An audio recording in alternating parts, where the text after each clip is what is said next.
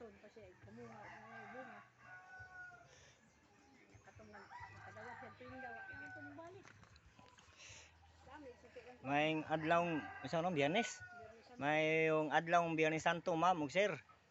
Lagi wa ko mo lakaw kay naa man lagi akong mga tulumanon lagi nga manang wa ko mo apil-apil usa sa mga gimbuhaton sa akong gitrabahoan sa barangay ug sa clean rescue team ni sa ko diri sa mua kay na may akong tulumanon ako among pakit-on sa sample nga unsa ga jud ka importante kining Biyernes Santo Huwebes Santo, Biyernes Santo antud sa pagkabuhi sa ato ang Ginoo.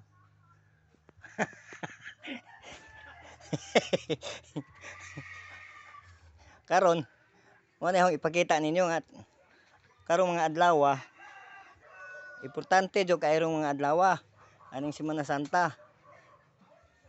Pero depende ra po na sa mutuo. Pakit-on ta mo nga unsay ka tinuod nga anaay gahom sa kinaiyahan.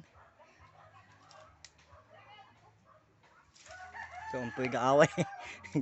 Gaaway ato. O kani. Oh. Karon po mo kita talig saging nga namuso no. Mo ni siya.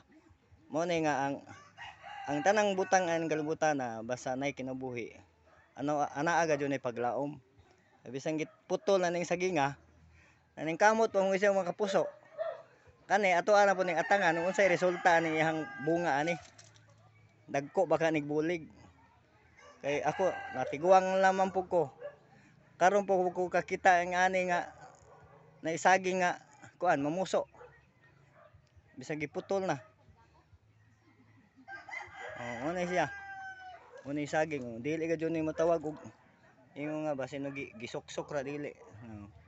Iha ka jud ning tubo. Mo ni atangan na ho ni unsa kay resulta ni niya. Puhon-puhon. O salamat sa inyong pagtan-aw. Mayong udto na tuntanan mayong adlaw Biyernes Santo.